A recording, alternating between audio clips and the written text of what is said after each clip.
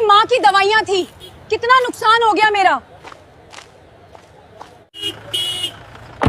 साला पूरा बाजार हमारी वजह से ही चलता है और फिर भी लोग तमीज नहीं सीखते।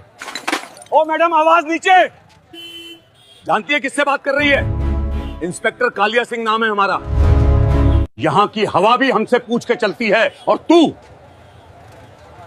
हमें कायदा सिखा रही है। कानून की वर्दी पहनी है आपने, गुंडों की नहीं।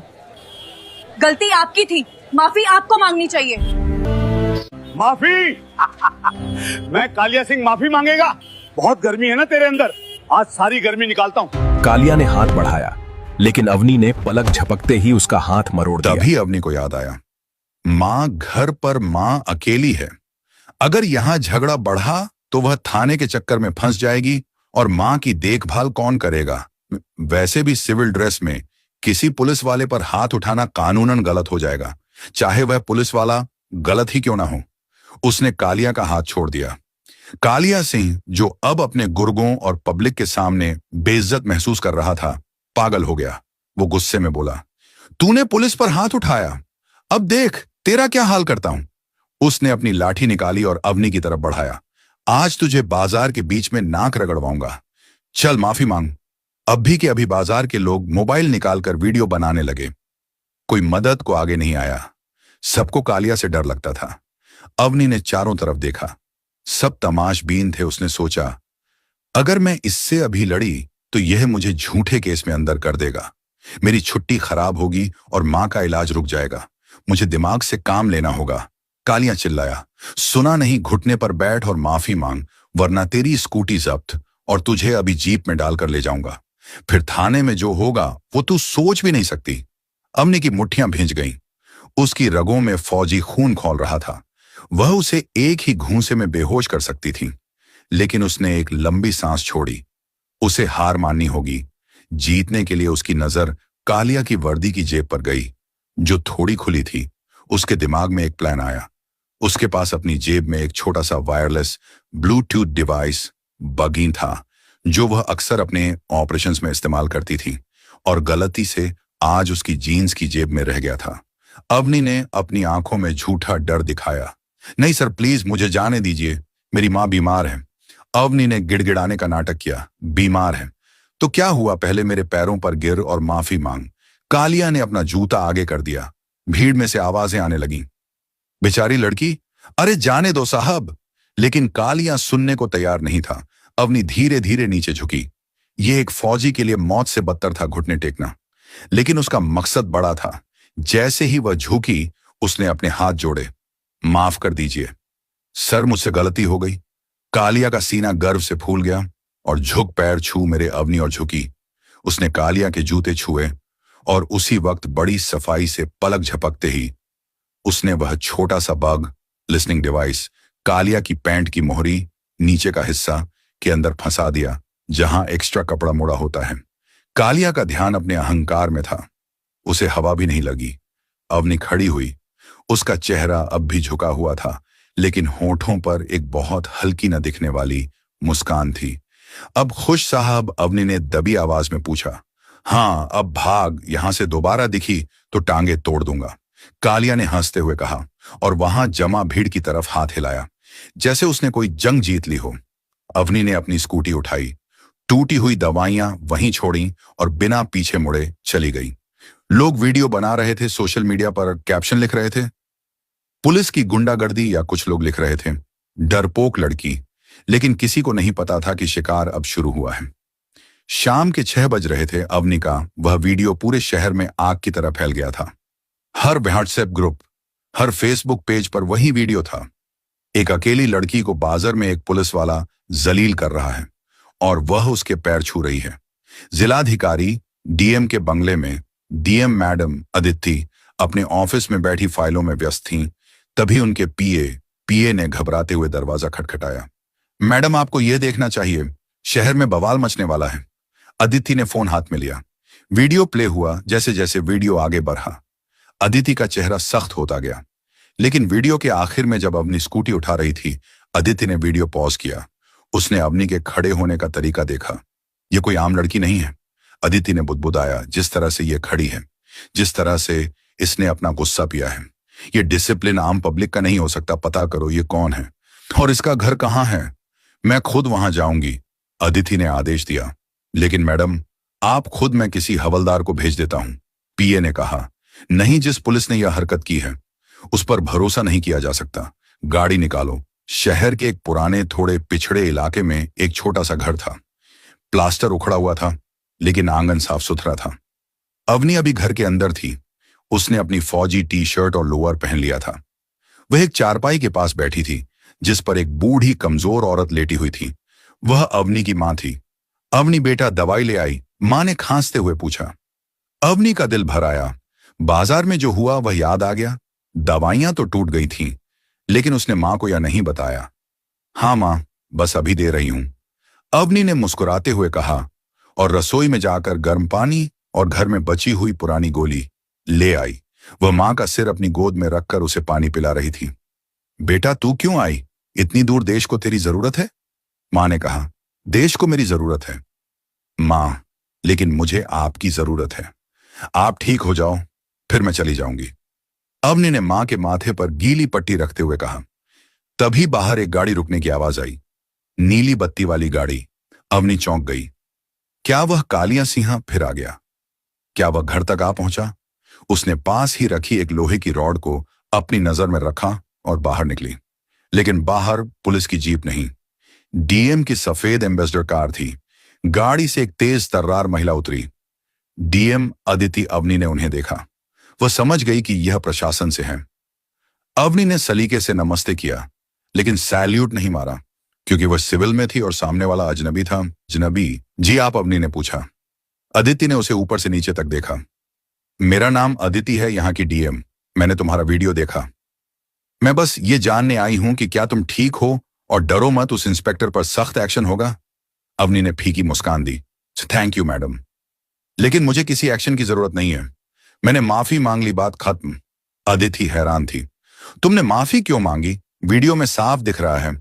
गलती उसकी थी क्योंकि मेरे पास वक्त नहीं था मैडम। मेरी मां अंदर बहुत बीमार है। अगर मैं वहां उलझती तो थाने में रात गुजारनी पड़ती और मेरी मां को पानी देने वाला भी कोई नहीं होता। अदिति की नजर अवनी की आंखों में थी। तभी उसने देखा कि अवनी की अलमारी पर एक फोटो रखी है। वर्दी में कंधे पर 3 स्टार। कैप्टन की वर्दी। अदिति चौंक गई। तुम आर्मी में हो? अवनी ने कोई जवाब नहीं दिया, बस नजरें झुका ली। एक आर्मी कैप्टन और तुमने उस सड़क छाप इंस्पेक्टर के पैर छुए। अदिति को विश्वास नहीं हो रहा था। तुमने उसे वहीं तोड़ क्यों नहीं दिया? अवनी ने सर उठाया। उसकी आंखों में अब वह आग थी जो बाजार में छिपी थी। मैडम, फौजी को सिखाया जाता है कि दुश्मन को तब मारो जब वह बेफिक्र हो। अगर मैं वहां मारती तो वो सिर्फ एक झगड़ा होता। अब जो होगा वो न्याय होगा। मतलब? अदिति ने पूछा। अवनी ने अपनी जेब से अपना फोन निकाला और एक हेडफोन अदिति के हाथ में दिया। सुनिए मैडम, वो अभी क्या कर रहा है? शाम ढल चुकी थी। इंस्पेक्टर कालिया सिंह अपनी काली स्कॉर्पियो में हाईवे पर जा रहा था। उसके बगल में उसका चमचा कांस्टेबल बिल्लू बैठा था। गाड़ी में ऐसी चल रहा था और कालिया बहुत खुश था। उधर अवनी के पुराने घर में सन्नाटा था। अवनी और डीएम मैडम अदिति एक मेज के पास बैठी थी। मेज पर एक छोटा सा स्पीकर रखा था जो अवनी के फोन से कनेक्ट था। स्पीकर से कालिया की आवाज आई। हाँ हाँ हाँ, देखा बिल्लू, आज उस लड़की की हेगदी कैसे निकाली? साला बहुत गर्म हो रही थी। जब मैंने कहा ना कि तेरी स्कूटी जब्त कर लूंगा और थाने ले जाकर सड्डा दूंगा तो कैसे पैरों में गिर गई। बस यही डर मुझे पसंद है, बिल्लू ने बोला। सही कहा बॉस, लेकिन वो लड़की की थोड़ी पढ़ी लिखी लग रही थी, कहीं कोई कंप्लेंट ना कर दे। कालिया जोर से हंसा। कंप्लेंट? अरे पागल है क्या? इस शहर का कानून मेरी जेब में है। जो भी मेरे खिलाफ बोलता है मैं उसकी गाड़ी में गांजा ड्रग्स रखवा देता हूं या उस पर चोरी का झूठा केस लगा देता हूं। बेचारे कोर्ट कचहरी के चक्कर काटते रह जाते हैं। वर्दी अपनी है, डंडा अपना है। कौन क्या उखाड़ डालेगा? अवनी के घर में डीएम अदिति के चेहरे पर गुस्सा साफ दिख रहा था। एक पुलिस वाला होकर वह आम लोगों को फंसाने की बात कर रहा था। कालिया आगे बोला। सुन, आज रात की तैयारी कर। वो जो शहर का नया व्यापारी है ना, सेठ दीनानाथ, उसे डराया है मैंने। आज रात उसके गोदाम से हफ्ता वसूली का पैसा आने वाला है, पूरे 5 लाख। अगर उसने नहीं दिए तो कल उसकी दुकान पर रेड मारेंगे और उसे ही अंदर कर देंगे। वर्दी का रौब ही तो मेरा बिजनेस है। अवनी ने रिकॉर्डिंग बंद की। उसकी आंखों में आंसू नहीं आग थी। मैडम, सुन लिया आपने? यह सिर्फ मेरी बेइज्जती का बदला नहीं है, यह उन सब बेगुनाहों का बदला है जिसे इसने डरा कर लूटा है। डीएम अदिति खड़ी हो गई। बहुत हो गया, ये वर्दी पहनकर डकैती कर रहा है। आज इसकी वर्दी भी उतरेगी और नशा भी। चलो कैप्टन, तैयारी करो। अवनी ने अलमारी खोली। वहां उसकी आर्मी की वर्दी टंगी थी। उसने एक पल के लिए अपनी मां की तरफ देखा जो सो रही थी और फिर वर्दी निकाल ली। और अवनी ने वर्दी पहनते हुए गहरी सांस ली। ये वर्दी उसके लिए सिर्फ कपड़ा नहीं थी, बल्कि वो उसूल थे जिनके लिए उसने कभी हथियार उठाया था। बाहर रात और गहरी हो चुकी थी। डीएम अदिति ने फोन उठाया। आवाज में ठंडा आत्मविश्वास था। एसपी राठौड़, मैं अदिति बोल रही हूं। तुरंत एक भरोसेमंद टीम चाहिए, बिना किसी को भनक लगे। Target inspector Kaliya Singh. Cut होते ही अदिति अवनी की तरफ मुड़ी। आज जाल बिछेगा। कालिया अपने ही जश्न में फंसेगा। रात के 9 बज रहे थे। कालिया सिंह शहर के बाहर एक ढाबे पर बैठा मजे से चिकन खा रहा था। वह उस व्यापारी से पैसे मिलने का इंतजार कर रहा था। तभी ढाबे के बाहर एक के बाद एक गाड़ियों की हेडलाइट्स चमक उठी। एक पल में ढाबे का माहौल बदल गया। ढाबे वाला घबरा गया ग्राहक उठकर पीछे हटने लगे। सबसे आगे एक सादी सी गाड़ी आकर रुकी। दरवाजा खुला। सबसे पहले अवनी उतरी, आर्मी की वर्दी में, सधी हुई चाल, चेहरे पर कोई भाव नहीं। कालिया ने उसे ऊपर से नीचे तक देखा, फिर हंस पड़ा। ओहो, आर्मी! अब समझा उस दिन तेरे तेवर इतने क्यों थे। वह पास आया, आवाज में झड़ था, और बोला, वर्दी बदलते ही खुद को शेर समझने लगी क्या? अरे मैडम, आर्मी यहां हाईवे है, बॉर्डर नहीं। उसने ठहाका लगाया। यहां मैं चलता हूं, समझी? अवनी ने कुछ नहीं कहा, बस शांति से उसकी तरफ देखा। कालिया और मजाक उड़ाने लगा। कहां से आ गई देश बचाने, लगता है ट्रेनिंग में ज्यादा ही जोश भर दिया गया है। उसी पल पीछे से और गाड़ियां हम आकर रुकी। इस बार सायरन नहीं, बस भारी मौजूदगी। बीच वाली गाड़ी का दरवाजा खुला। डीएम अदिति बाहर उतरी। सादा सूट हाथ में, फाइल, चेहरा बिल्कुल शांत। कालिया की हंसी आधे में ही रुक गई। मैडम, उसकी आवाज पहली बार लड़खड़ाई। ढाबे पर सन्नाटा ऐसा था कि हवा चलने की आवाज भी साफ सुनाई दे रही थी। कालिया के हाथ से चिकन का टुकड़ा छूटकर प्लेट में गिर गया। उसके गले में निवाला अटक गया था। वह कुर्सी से उठने की कोशिश कर रहा था, लेकिन उसके पैर ऐसे जम गए थे जैसे लकवा मार गया हो। डीएम अदिति ने अपनी फाइल को गाड़ी के बोनट पर रखा और धीरे धीरे कालिया की तरफ बढ़ी। उनके जूतों की ठक ठक कालिया के दिल की धड़कन बढ़ा रही थी। उनके पीछे एसपी राठौड़ और उनकी पूरी स्पेशल टास्क फोर्स खड़ी थी, जो सिपाही और हवलदार, बिल्लू और अन्य अभी कालिया के साथ बैठकर ठहाके लगा रहे थे। वे अपनी कुर्सियों से ऐसे खड़े हो गए जैसे करंट लगा हो। वे धीरे धीरे पीछे खिसकने लगे, कालिया को अकेला छोड़कर। अदिति ने अपनी ठंडी और सख्त आवाज में पूछा, क्या हुआ इंस्पेक्टर? अभी तो बहुत जोर से हंस रहे थे, हंसी रुक क्यों गई? और ये क्या कह रहे थे तुम? यहां मैं चलता हूं। कालिया पसीने से तरबतर हो गया। उसने अपनी जेब से रुमाल निकालकर माथा पोंछना चाहा, लेकिन हाथ इतना कांप रहा था कि रुमाल नीचे गिर गया। उसने कांपते हाथों से सैल्यूट मारने की कोशिश की। माय मैडम, जय हिंद। वो तो हम बस मजाक कर रहे थे। हम तो बस स्टाफ का मूड हल्का कर रहे थे। ये मैडम तो हमारी पुरानी जानकार है। हम तो बस साथ में बातें कर रहे थे। अवनी की आवाज कड़कड़ाती बिजली की तरह गूंजी। झूठ। अवनी ने एक कदम आगे बढ़ाया और बोला, जानकारी नहीं, जुर्म किया है तुमने, कालिया सिंह। और आज तुम्हारा मजाक तुम्हारे गले की फांस बनेगा। उस दिन तुमने एक बेटी की मजबूरी देखी थी, आज एक सैनिक की ताकत देखोगे। कालिया ने इधर उधर देखा। भागने का कोई रास्ता नहीं था। उसने फिर भी अपनी बची खुची हेकड़ी और सियासी पहुंच दिखाने की कोशिश की। उसे लगा शायद नेताजी का नाम लेकर वह बच जाएगा। देखो मैडम, डीएम, मैं एक सीनियर इंस्पेक्टर हूं। आप बिना वारंट के मुझे ऐसे पब्लिक के सामने बेइज्जत नहीं कर सकती। मेरी भी पहुंच ऊपर तक है। अगर मैंने मंत्री जी को फोन घुमा दिया तो अदिति जोर से हंसी, एक खतरनाक व्यंग्यात्मक हंसी। पहुंच? तुम्हारी पहुंच तो अभी हमने सुनी, और मंत्री जी उन्हें तो मैंने यह ऑडियो क्लिप 10 मिनट पहले ही भेज दी है। उन्होंने खुद कहा है कि इस गंदगी को साफ करो। अदिति ने जेब से अपना फोन निकाला। ब्लूटूथ स्पीकर अभी भी कनेक्ट था। उन्होंने प्ले का बटन दबाया। आवाज गूंजी, इस शहर का कानून मेरी जेब में है। गांजा रखवा देता हूं, चोरी का झूठा केस लगा देता हूं। वर्दी अपनी, इन्हें डंडा अपना है। ढाबे पर मौजूद हर इंसान, हर ट्रक, ड्राइवर, वेटर और खुद एसपी राठौड़ ने वह रिकॉर्डिंग सुनी। कालिया का चेहरा हल्दी की तरह पीला पड़ गया। उसके पैरों तले जमीन खिसक चुकी थी। वह जानता था कि यह उसकी अपनी आवाज है। उसका अपना अहंकार ही उसका गवाह बन गया था। विद्रोह और बिल्लू की गद्दारी। तभी कालिया का खास चमचा बिल्लू, जो अब तक कांप रहा था, अचानक चिल्लाया, मैडम मैडम, मुझे माफ कर दीजिए। ये सब कालिया सर करवाते थे। हम तो मजबूर थे, ये हमें सस्पेंड करने की धमकी देते थे। कालिया ने मुड़कर बिल्लू को देखा। उसकी आंखों में विश्वासघात का दर्द था। डूबते जहाज से चूहे सबसे पहले भागते हैं, और आज कालिया का जहाज डूब चुका था। अदिति ने फोन बंद किया। एएसपी राठौड़, अदिति ने आदेश दिया, सुना आपने, यह नमूना आपके डिपार्टमेंट का है। वर्दी पहनकर उगाही निर्दोषों को फंसाना और एक आर्मी ऑफिसर के साथ बदतमीजी। इसे अभी और इसी वक्त सस्पेंड किया जाता है। Yes ma'am. एसपी राठौड़ आगे बढ़े। उनके हाथ में हथकड़ी चमक रही थी। हिसाब अभी बाकी है। 1 मिनट सर। अवनी ने हाथ उठाकर एसपी को रोका। अरेस्ट करने से पहले कुछ पुराना हिसाब बाकी है। अवनी धीरे धीरे कालिया के बिल्कुल करीब गई। कालिया की नजरें झुक गई थीं। वह अवनी की आंखों में देखने की हिम्मत नहीं जुटा पा रहा था। उस दिन तुमने कहा था ना कि मेरी गर्मी निकालोगे, अवनी ने धीरे से पर भारी आवाज में कहा। तुमने मेरी मां की दवाइयां तोड़ी थीं। तुमने मुझे बाजार के बीच जलील किया था। कालिया कुछ बोलने ही वाला था कि छटाक एक जोरदार थप्पड़ कालिया के गाल पर पड़ा। थप्पड़ इतना तेज था कि उसकी गूंज दूर तक गई। कालिया लड़खड़ाकर उसी कुर्सी पर जा गिरा जिस पर वह बैठकर अभी राजा बना हुआ था। ढाबे में मौजूद लोगों के रोंगटे खड़े हो गए। कुछ लोगों ने तो धीरे से ताली भी बजानी चाहिए, पर माहौल की गंभीरता देख रुक गए।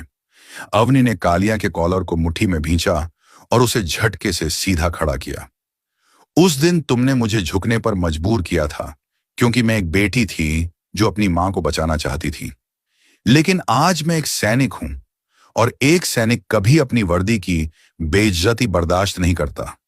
तुमने खाकी वर्दी को गंदा किया है कालिया। अवनी ने कालिया के कंधे पर लगे स्टार्स की तरफ हाथ बढ़ाया। यह वर्दी देश की सेवा के लिए मिलती है, गुंडागर्दी के लिए नहीं। तुम इसके लायक नहीं हो। झर्रर एक झटके के साथ अवनी ने कालिया की वर्दी से उसके स्टार्स और नेम प्लेट नोच लिए। बटन टूटकर जमीन पर बिखर गए। ये सिर्फ स्टार्स का टूटना नहीं था, ये कालिया के अहंकार का टूटना था। कालिया पूरी तरह टूट चुका था। वह रिड़ियाने लगा। माफ कर दो मैडम, गलती हो गई। मेरे बीवी बच्चे हैं, मेरी नौकरी मत खाओ। मैं तुम्हारे पैर पड़ता हूं। वह अवनी के पैरों में गिरने लगा, वही पैर जो उस दिन उसने अपने जूतों पर रखवाए थे। अवनी 2 कदम पीछे हट गई। उसे घिन आ रही थी। एक फौजी कभी किसी को पैरों में नहीं गिराता कालिया। हम दुश्मन को भी सम्मान से मारते हैं, लेकिन तुम तो दुश्मन कहलाने लायक भी नहीं हो। तुम सिर्फ एक अपराधी हो। अवनी ने एसपी की तरफ देखा। इन्हें ले जाइए सर, अब यह कानून के हवाले है। कानून का डंडा और जनता का सुकून। पुलिस वालों ने कालिया को हथकड़ी पहनाई।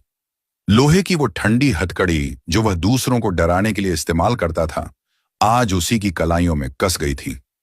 बिल्लू और बाकी चमचे भी पकड़ लिए गए।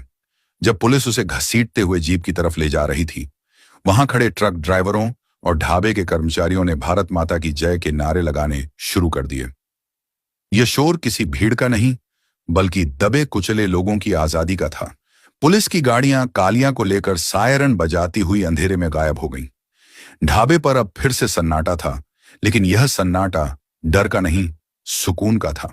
अदिति ने अवनी के कंधे पर हाथ रखा। उनकी आंखों में गर्व था। वेल डन कैप्टन, आज तुमने बता दिया कि असली पावर पद में नहीं, नियत में होती है। तुमने सिस्टम की गंदगी साफ करने में मेरी मदद की। अवनी ने हल्की मुस्कान के साथ अदिति को सैल्यूट किया। थैंक यू मैडम, अगर आप साथ न देती तो शायद यह मुमकिन न होता। सिस्टम में आप जैसे अफसरों की भी जरूरत है। अब जाओ, अदिति ने प्यार से कहा। तुम्हारी मां तुम्हारा इंतजार कर रही होंगी। और हां, मेरी गाड़ी की पिछली सीट पर देखो, शहर के बेस्ट हॉस्पिटल से मंगवाई गई दवाइयां रखी हैं। यह प्रशासन की तरफ से एक छोटी सी मदद है। अवनी की आंखें भर आईं। उसने आदित्य का हाथ दबाया, दवाइयां उठाईं और अपनी स्कूटी की तरफ एक बढ़ी। रात के 11 बज चुके थे। अवनी घर पहुंची। मां जाग रही थी, दरवाजे की तरफ टकटकी लगाई। अवनी ने दौड़कर मां को गले लगा लिया। वह फफक कर रो पड़ी। वह रोना जो उसने बाजार में रोका था, वह गुस्सा जो उसने कालिया के सामने दबाया था, सब मां की गोद में बह निकला। क्या हुआ बेटा, तू वर्दी में क्यों है? मां ने घबरा कर पूछा। अवनी ने आंसू पोंछे और मां को दवाई दी। कुछ नहीं मां, बस आज ड्यूटी पूरी करके आई हूं। अब शहर भी ठीक हो गया है और तुम भी ठीक हो जाओगी। निष्कर्ष, बुराई चाहे कितनी भी ताकतवर क्यों ना हो, सच्चाई और अनुशासन के सामने उसे एक दिन घुटने टेकने ही पड़ते हैं। कालिया सिंह का अंत अवनी की एक नई शुरुआत थी। दोस्तों, हमें इस कहानी से यह गहरी सीख मिलती है कि धैर्य सबसे बड़ा हथियार है। अवनी ने बाजार में गुस्सा पी लिया क्योंकि वह जानती थी कि सही वक्त पर वार करना ज्यादा असरदार होता है। पद की गरिमा, चाहे पुलिस हो या आर्मी, वर्दी सेवा के लिए है, रौब झाड़ने के लिए नहीं। विनम्रता कमजोरी नहीं, झुकने का मतलब हारना नहीं होता। कभी कभी एक शेर भी शिकार करने के लिए पीछे हटता है। दोस्तों, यह कहानी केवल मनोरंजन और शिक्षा के उद्देश्य से बनाई गई है। इसमें दिखाए गए सभी पात्र, घटनाएं और संवाद काल्पनिक हैं। किसी भी वास्तविक व्यक्ति, संस्था या घटना से इनका कोई संबंध नहीं है। कृपया इसे केवल कहानी के रूप में देखें और इसका आनंद लें। हम किसी की भावनाओं को ठेस पहुंचाना नहीं चाहते।